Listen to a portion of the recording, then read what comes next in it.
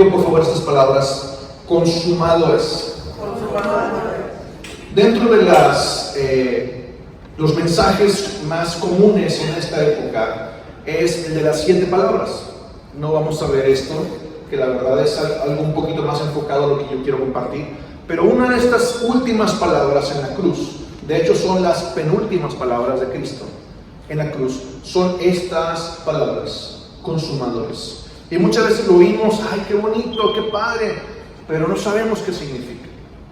El día de hoy quiero explicarle de una forma muy breve, muy precisa, qué significa estas palabras de Jesús en la cruz. Acompáñenme, por favor, Mateo capítulo 26, versículo 26 al 28. Mateo 26, versículos 26 al 28. Dice: y mientras comían, tomó Jesús el pan y bendijo y lo partió y dio a sus discípulos y dijo: tomad, comed, esto es mi cuerpo. Y tomando la copa, habiendo dado gracias, les dio diciendo: bebed de ella todos, porque esto es mi sangre del nuevo pacto, que por muchos es derramada para remisión de los pecados. Muy bien, yo le pregunto a usted: ¿en qué momento Jesús dijo esto? ¿Alguien tiene alguna idea? ¿En qué momento de su estancia en la tierra Jesús dijo estas palabras? Era la última cena, ¿sí? Era el momento en que se estaba estableciendo lo que conocemos como la Cena del Señor, que vamos a participar de en un momento más, ¿sí?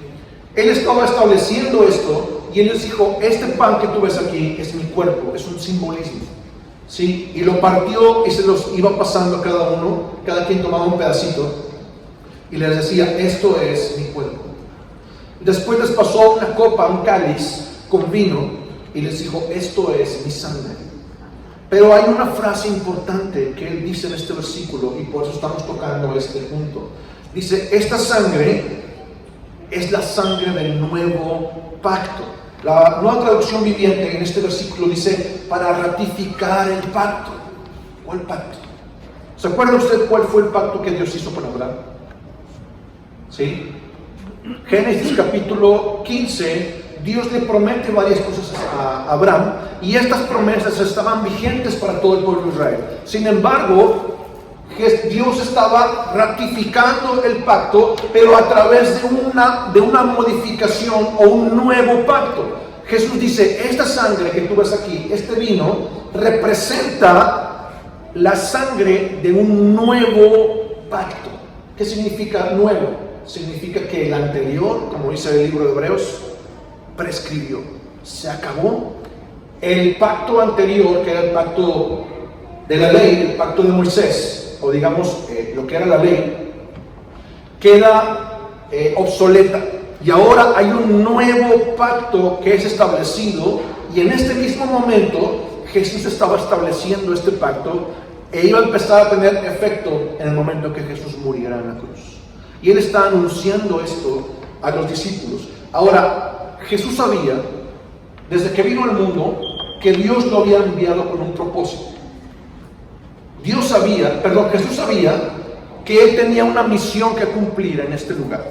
¿Okay? Este plan fue puesto en marcha desde el mismo momento en el que Adán y Eva cayeron en pecado. Es decir, en el mismo huerto del Edén, el mismo día. Dígale a su compañero al lado: el mismo día. El mismo día en que Adán y Eva fueron engañados por la serpiente, ese mismo día Dios les da la primera promesa de rescatarlos. Y este versículo es Génesis capítulo 3, versículo 15. En Génesis 3:15, al estar hablando con Adán, hablando con Eva, hablando con la serpiente, ¿sí?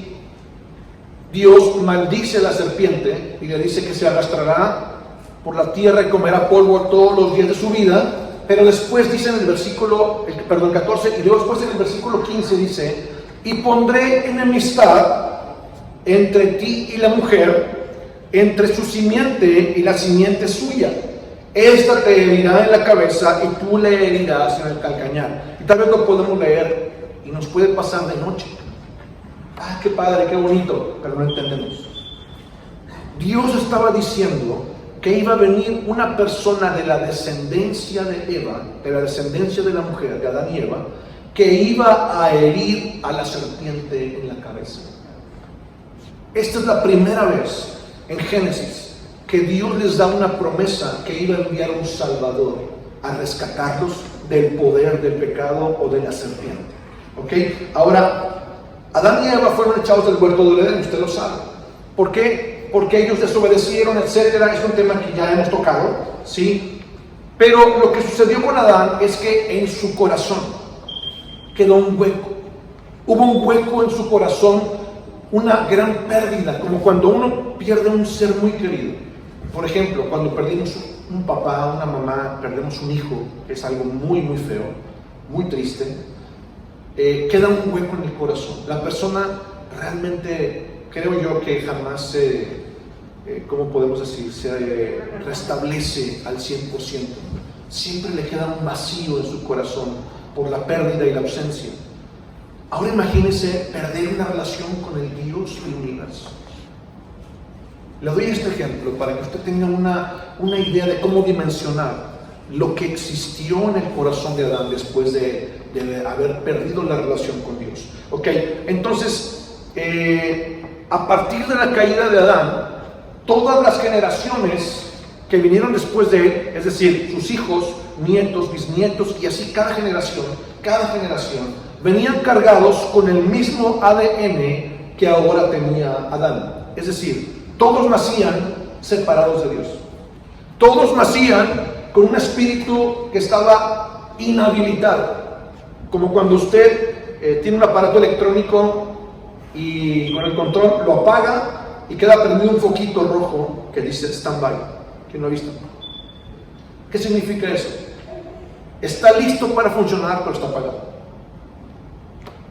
En ese mismo sentido, el espíritu de todos los descendientes de Adán, Adán mismo, Eva y todos sus hijos, nietos, bisnietos y todas sus generaciones, empezaron a nacer con su espíritu en stand-by, apagado, inhabilitado. ¿Ok? Empieza a pasar el tiempo y Dios empieza a echar en marcha, a poner en marcha un mega gigantesco plan. Y ese plan enorme era un plan para restablecer la relación con el hombre, era para restituir la relación con el hombre, es más, era reconciliar a Dios mismo con la humanidad. Ese plan empezó en el mismo huerto del Edén, hace más de 6,000 años. Fíjese nada más, es un plan que duró más de 4,000 años. ¿Le gusta el plan? ¿Está grande o no le parece suficientemente grande? Era un plan gigantesco. Y en medio de ese plan, Dios dio en el Antiguo Testamento más de 330 profecías. Más de 330 profecías que hablaban acerca de la venida de un Salvador. Hablaban acerca de la venida de alguien que iba a venir a salvar a la humanidad, ¿sí? Y estas 330 profecías, todas ellas, todas y cada una de ellas se cumplieron en la persona de Jesús cuando Él vino al mundo. Por darle algún ejemplo, Isaías capítulo 7, versículo 14. Vamos a ver solamente dos. Isaías 7, versículo 14, nos da un ejemplo de lo que es una de estas profecías, de lo que el Mesías vendría a hacer en este mundo. Isaías 7, 14 dice: por tanto, el Señor mismo os dará señal. He aquí, la Virgen concebirá y dará a luz un hijo y llamará su nombre Emmanuel. Imagine usted lo que los judíos, cómo reaccionaron cuando Isaías dio esta palabra profética 700 años antes de que Jesús naciera. Imagínense que dice, una virgen, es decir, una mujer que no tiene marido y que nunca ha tenido esposo y que no tiene hijos, una virgen concebirá. Yo creo que ellos se jalaban los pelos y decir, ¿cómo es posible? Isaías se le botó la canica. Sin embargo, era una palabra que Dios estaba trayendo, anunciando que el mismo Dios vendría a hacerse carne en una mujer que fue María, ¿sí? Y a este niño que nacería se le llamaría, o le llamaríamos Emmanuel, que traducido es Dios con nosotros. Isaías capítulo 9, versículo 6 al 8. Por favor observen, Isaías 9:6 es otra palabra profética entre más de 330 profecías de la venida del Mesías. Dice: porque un niño nos es nacido, hijo nos es dado, y el principado sobre su hombro, y se llamará su nombre admirable, consejero, Dios fuerte, Padre eterno, príncipe de paz. Siguiente. Lo dilatado de su imperio y la paz no tendrán límite sobre el trono de David y sobre su reino, disponiéndolo y confirmándolo en juicio y en justicia desde ahora y para siempre. El celo de Jehová de los ejércitos hará esto. Es decir, por favor quiero que observe algo. Dios estableció las reglas del juego a través del cual podría existir una manera de redimir a la humanidad.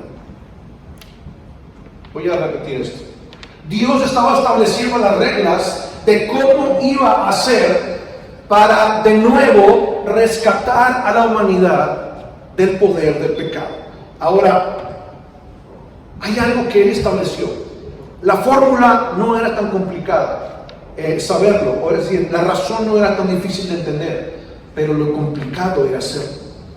¿Por qué? Porque implicaba que alguien que no fuera humano tuviera que venir al mundo para poder salvar a los humanos. ¿Por qué? Porque la Biblia dice, Romanos 3:23, por cuanto todos pecaron y están destituidos de la gloria de Dios. Romanos 6:23 nos dice, porque la paga del pecado es muerte. Es decir, el corazón, el espíritu de todos y cada uno de los seres humanos que habían vivido, e inclusive que todavía no nacen, todos los seres humanos íbamos a nacer, nacimos con el mismo espíritu en stand-by. Entonces necesitábamos a alguien que fuera diferente, alguien que tuviera una característica distinta, que tuviera naturaleza de Dios, pero que también tuviera naturaleza humana, para que pudiera ser el enlace, el puente entre ambas naturalezas. No sé si me estoy explicando. ¿Ok? Entonces, esta persona que había de venir tenía que cumplir algo importante. La forma en la que podía ser salvada la humanidad era a través de algo que la ley ofrecía, la ley de Moisés. ¿Sí? Y esto lo podemos encontrar en Deuteronomio capítulo 6, versículo 25. Por favor, denme su atención. Dice, y tendremos justicia cuando cuidemos de poner por obra todos esos mandamientos que Jehová nuestro Dios nos ha mandado. ¿Ok? Por favor, dense cuenta de esto. Esto está en la ley, está en su Biblia. Y este versículo representa la única opción. Por favor, repita conmigo, única opción. Era la única opción y la única manera en la que nosotros podríamos haber obtenido libertad de nuestros pecados.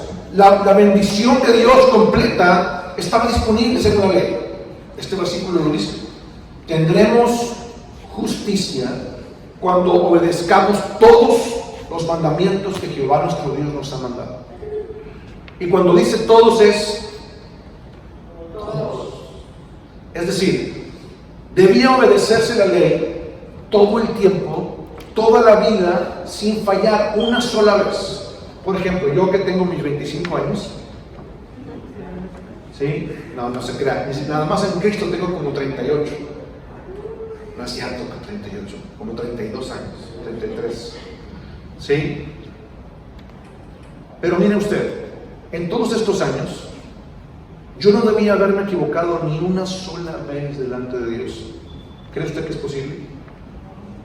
¿Quién podría decir, yo puedo obedecer a Dios todo el tiempo, toda mi vida, sin fallar una sola vez?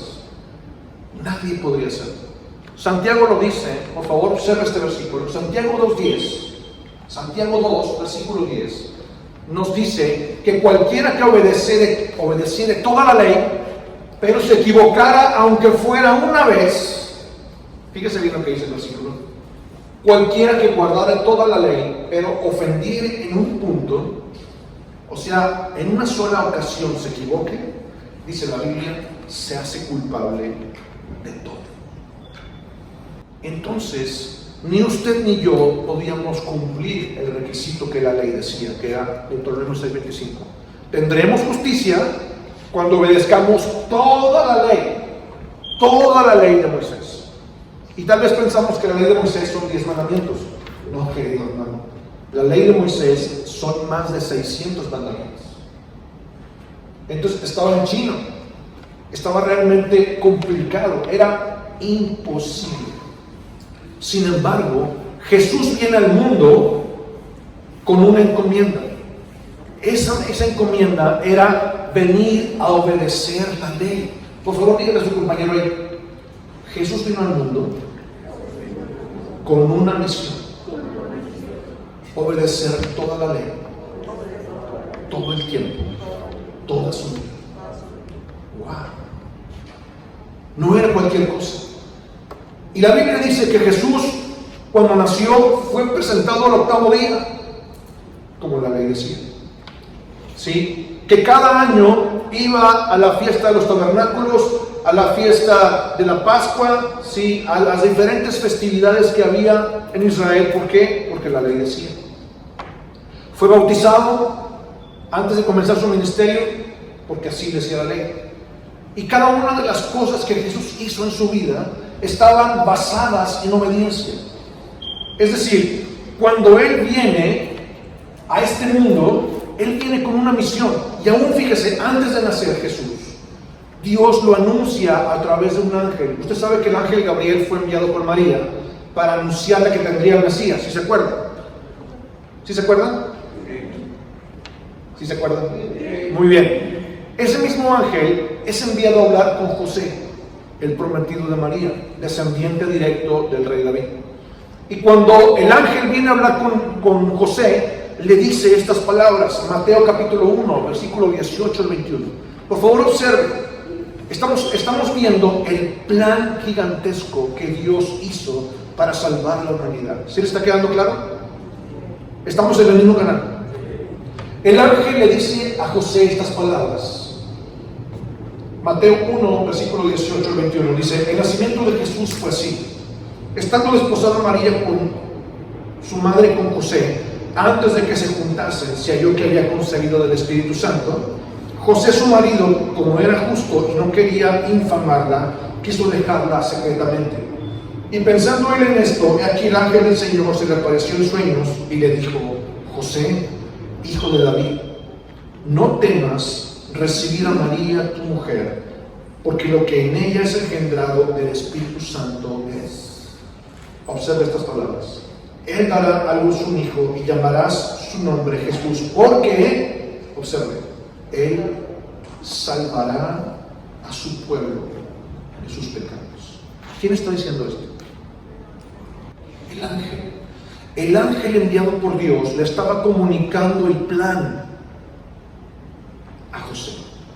Él le dijo: este niño que va a nacer tiene una misión, y esa misión es rescatar a su pueblo del poder del pecado.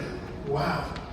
Jesús sabía que Él había venido a la humanidad, a este mundo, para salvar a todos los hombres de sus pecados, pagando el precio de la desobediencia que nosotros tuvimos en la cruz. Sin embargo, también sabía Jesús que había venido al mundo para cumplir toda la ley, como le comenté hace un momento.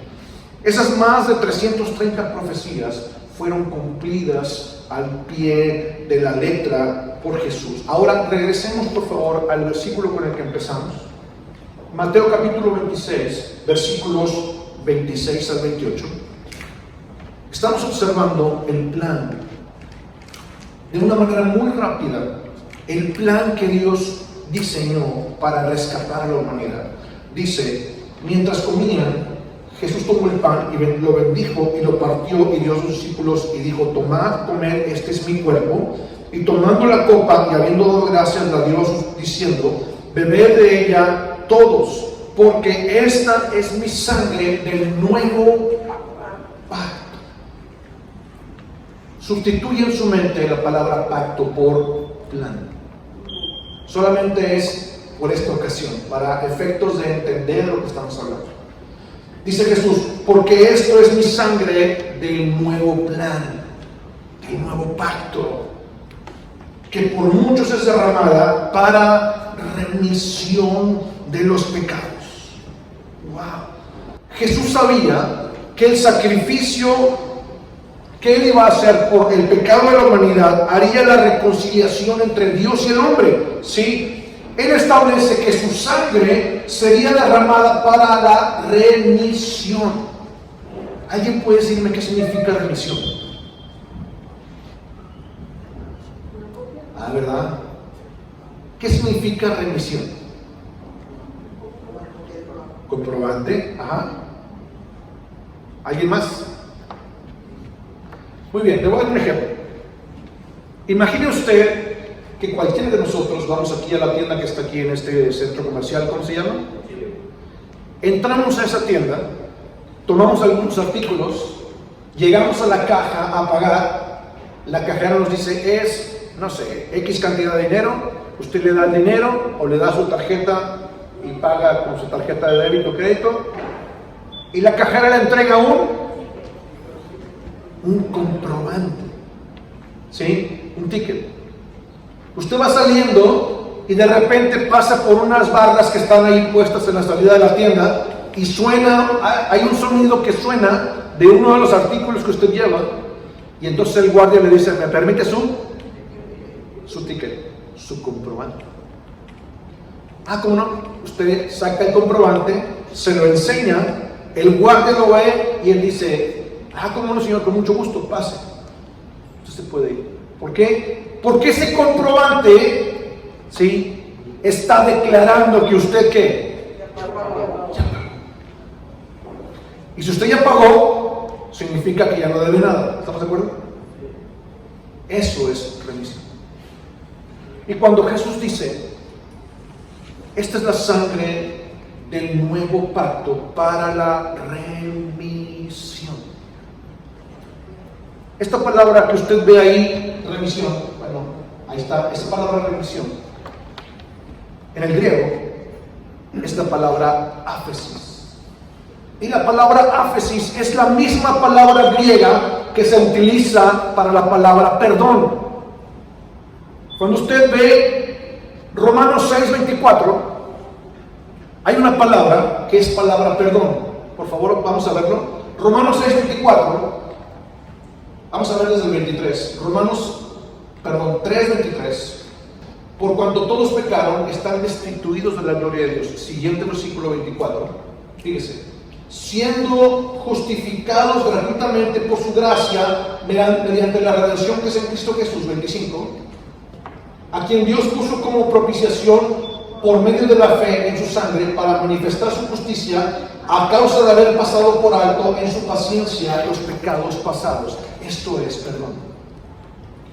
En otras palabras, ¿qué es lo que Jesús vino a hacer por nosotros? Vino a pagar el precio para darnos libertad. Y la palabra perdón viene del griego áfesis, y esta misma palabra es la que se utiliza para remisión. Jesús dice: esta sangre es la sangre del nuevo pacto, que será utilizada para la remisión, el pago que va a otorgar la libertad del pecado. El apóstol Pablo, que todo el mundo sabemos que es el escritor del libro de Hebreos, no se menciona abiertamente, obviamente porque pues él estaba en peligro de que lo mataran, pero el libro de Hebreos es de conocimiento público que el autor más viable de este libro de Hebreos es el apóstol Pablo. Y en el libro de Hebreos, capítulo 10, versículo 14 al versículo 18, se menciona algo muy importante que yo quisiera que usted viera. Le estoy explicando de una forma muy sencilla y muy rápida el plan de Dios para rescatarlo a usted y rescatarme a mí. ¿De qué se trataba ese plan?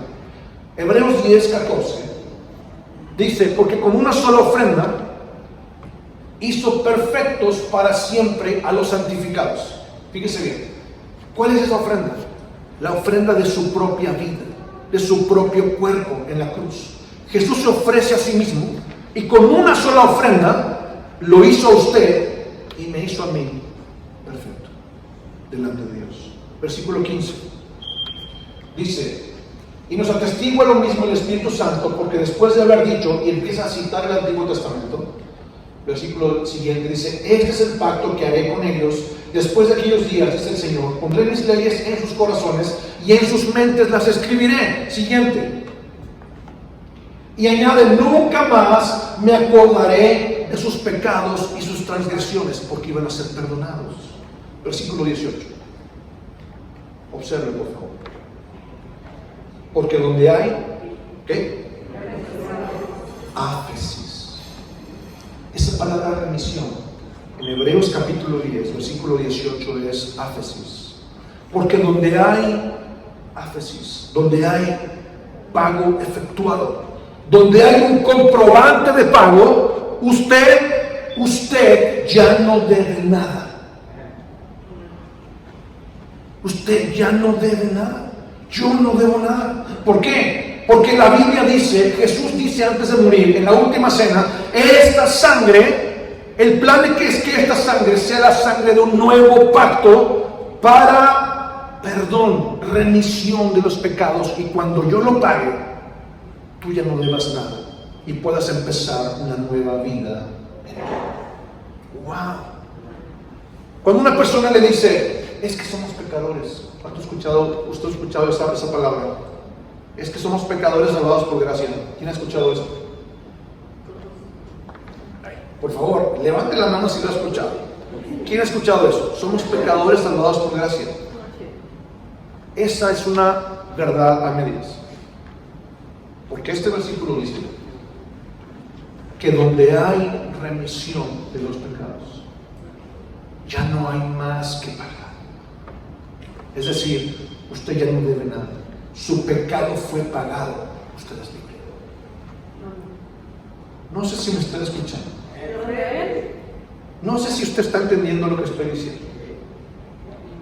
El día de hoy celebramos que Dios hizo un plan gigantesco de 4000 años para poder llegar al punto de que, obedeciendo la ley, siendo alguien que está alineado a los principios de Dios, pudiera darle libertad a usted y a mí para no deber nada y poder estar delante de Dios siendo aceptados como sus hijos. Esto no es una cosa fácil, porque Dios tuvo que entregar su propio hijo.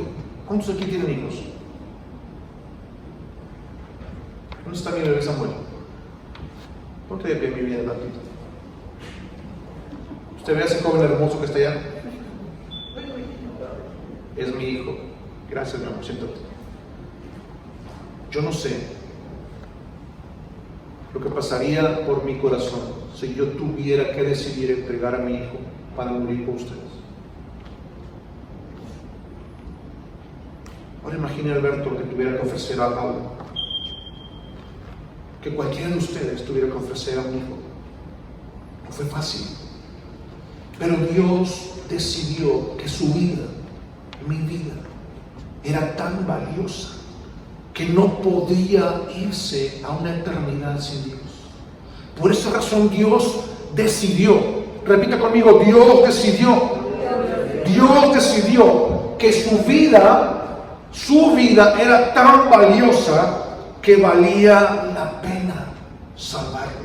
Y para eso, la única forma es que viniera alguien a este mundo que tuviera naturaleza de Dios y naturaleza humana.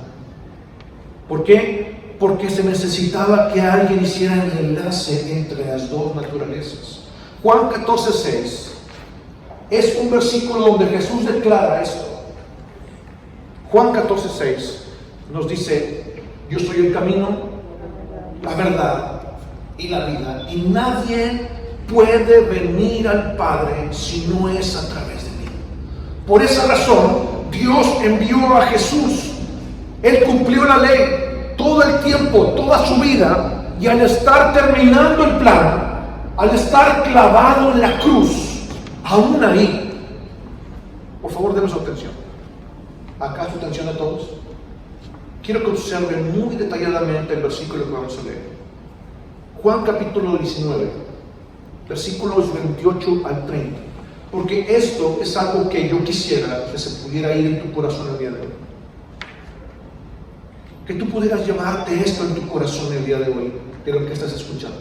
Juan capítulo 19, versículos 28 al 30. Jesús sabía que su misión ya había terminado. Estoy leyendo una traducción viviente, vamos a ver primero acá. Después de esto, sabiendo Jesús que ya todo estaba consumado, dijo para que la escritura se cumpliese.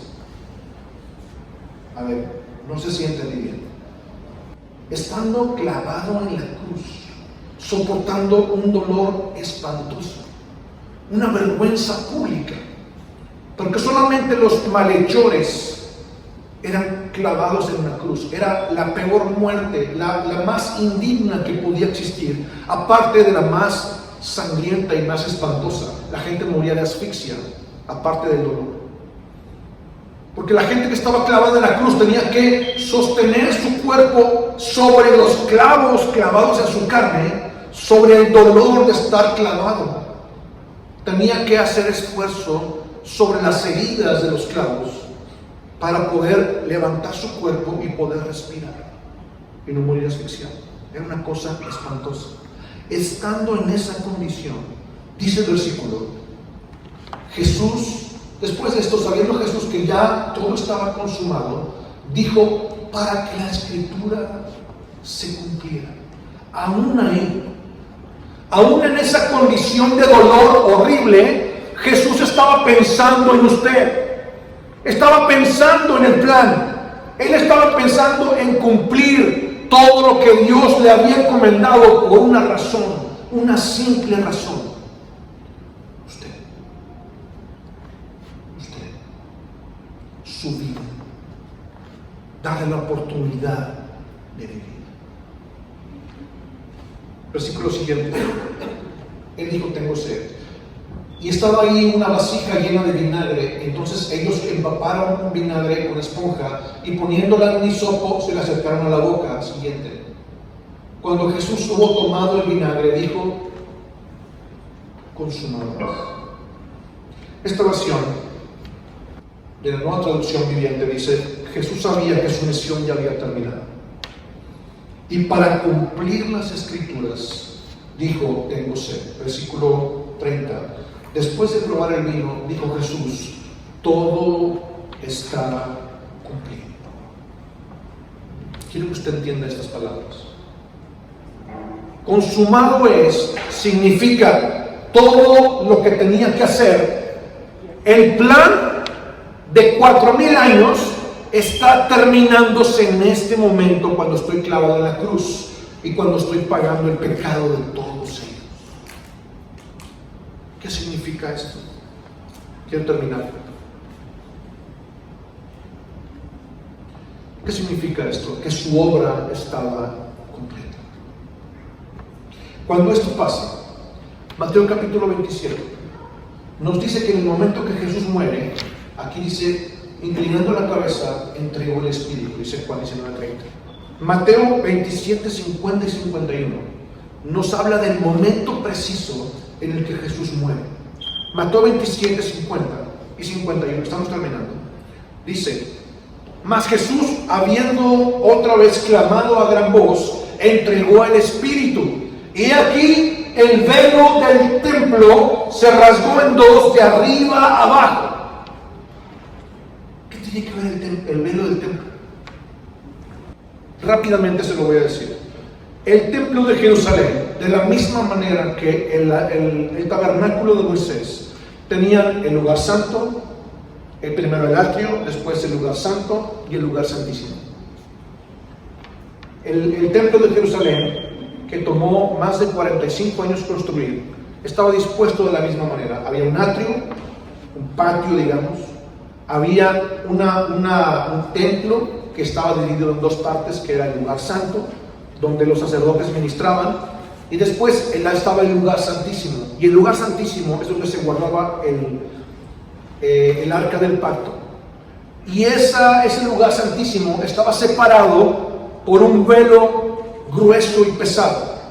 Era de aproximadamente casi 1 metro de ancho, de diferentes materiales, muy pesado, y el sumo sacerdote debía pasar por debajo de ese velo una vez al año para ofrecer la sangre de la expiación. En el día que Jesús murió, era el día de la Pascua. Diosidentemente tocó el día de la Pascua de ese año. Y el sumo sacerdote Caifás estaba ofreciendo sacrificios como todos los años. Y al estar en ese momento ofreciendo el sacrificio para poder entrar a la presencia de Dios por debajo del velo, en ese momento que Jesús entrega el Espíritu, la Biblia dice que hay un terremoto. Empieza a sacudirse el templo. Toda la ciudad de Jerusalén se sacude con un terremoto. Los sepulcros se abren, las piedras se rompen. Y en ese momento, el velo del templo de Jerusalén se rasgó de arriba a abajo. ¿Eso qué significa? Significa que el pago de la remisión estaba efectuado. La sangre había sido derramada, la vida de Jesús había sido entregada, el pago se había llevado a cabo y ahora ya no existía razón para que usted estuviera separado de Dios.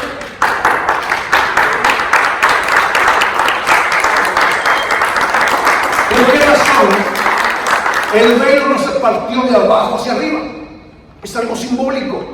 Es como si Dios mismo hubiera descendido a ese lugar en el templo de Jerusalén y con sus poderosas manos hubiera tomado el velo y lo hubiera partido a la mitad, diciendo: ya no hay separación, ahora tú eres mío, yo soy tuyo, me perteneces. Ya no hay separación entre tú y yo. El pago se llevó a cabo, el plan funcionó, ahora eres mío. Si le va a dar un aplauso de ese, lo fuerte.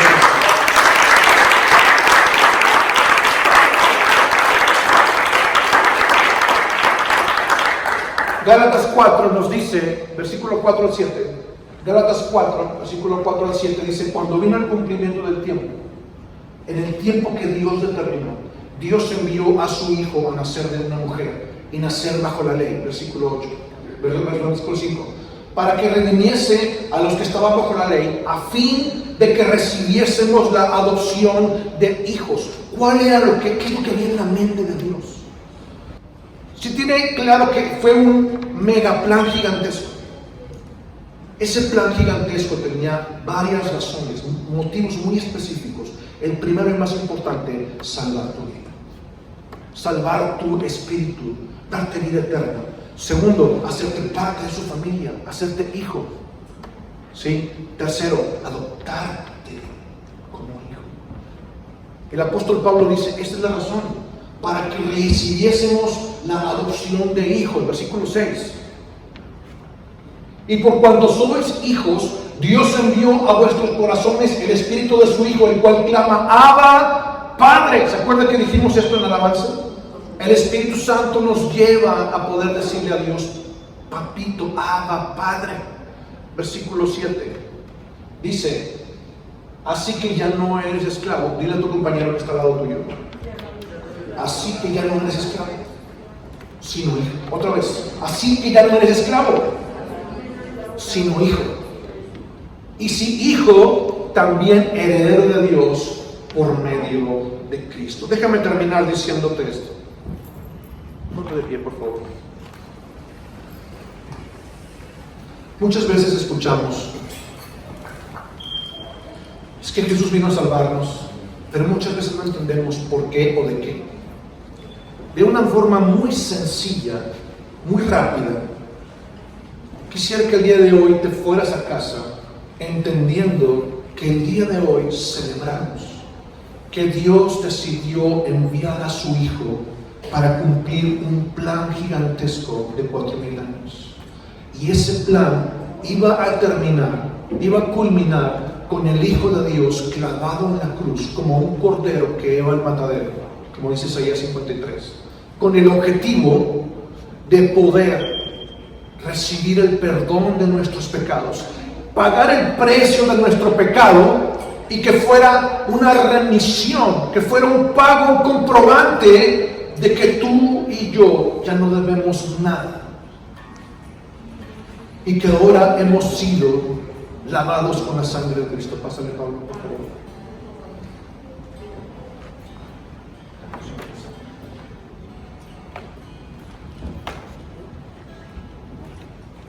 Si pueden ponerse acá de este lado, mijo. Aquí estás bien. El día de hoy vamos a participar de la cena del Señor. Justo como lo mencionamos al principio de la prédica, Jesús estableció este momento. Y Él estableció esta cena, lo que llamamos la cena del Señor, y Él trajo un pedazo de pan y lo partió y lo pasó a sus discípulos y les dijo: esto es mi cuerpo, que por ustedes es entregado. Y después tomó la copa, el cáliz con el vino, y les dijo: esto es mi sangre, es la sangre del nuevo pacto. La sangre del nuevo pacto para la remisión de nuestros pecados. Cierra sus ojos.